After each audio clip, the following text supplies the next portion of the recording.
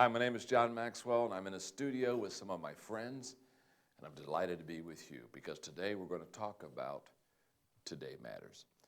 This is a book of mine that has come out that really helps people to develop a personal growth plan.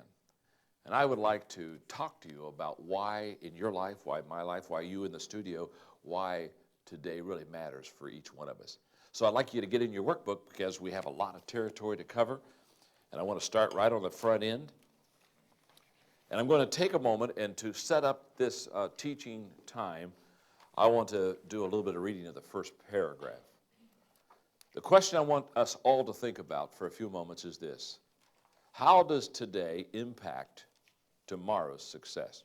You see, everyone wants to have a good day, but not many people know what a good day looks like, much less how to create one. And even fewer understand how the way you live today impacts your tomorrow. The root of the problem is that most people misunderstand success. For many of us, today falls to pieces because, number one, we believe that success is impossible, so we criticize it. I see this happening all the time. People who think success is impossible, and so therefore, since they don't think they can achieve it, we have a tendency to be critical to the thing that we don't think we'll ever have. In fact, Scott Peck, in your notes, opened his best-selling book, The Road Less Traveled, with these words: life is difficult. He went on to say, most do not fully see the truth that life is difficult. Instead, they moan more or less incessantly about the enormity of their problems, their burdens, their difficulties, as if life were generally easy, as if life should be easy. Now, very simple.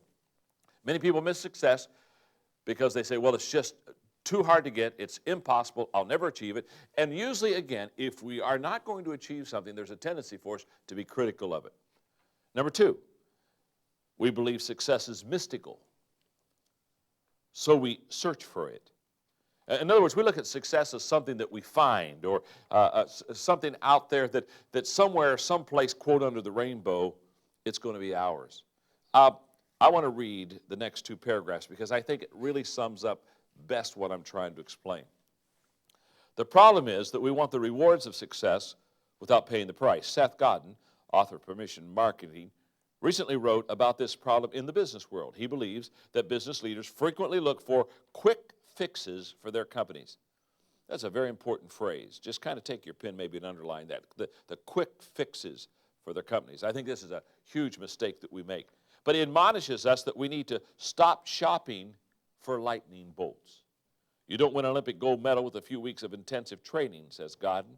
There's no such thing as an overnight opera sensation. Great law firms or design companies don't spring up overnight. Every great company, every great brand, and every great career has been built in exactly the same way, bit by bit, step by step, little by little. There's no magic solution to success. I think the third mistake we make is this one. We believe that success comes from luck, so we hope for it. We always have a lottery mindset about success. Well, maybe today my number will come up. Maybe today I'll be in the right place at the right time when it's going to happen. And so therefore we kind of treat success as not something I purposely strive for or understand. It's just kind of like a mystery, and all of a sudden one day we have it. Number four, we believe success is productivity, so we work for it. In other words, I know a lot of people, they just think, well, if I just work hard, I will be successful.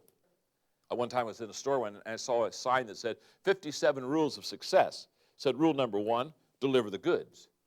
And then it said, number two, it said the other 56 don't matter. Just deliver the goods. Well, I used to think, though, that if you just worked hard, you'd be successful until I began to travel internationally. And then I began to go into developing countries, and I saw people who worked very hard. And yet we're not productive, and we're not successful. So in your notes, success may not come to those who don't work hard, but hard work and success are not one and the same.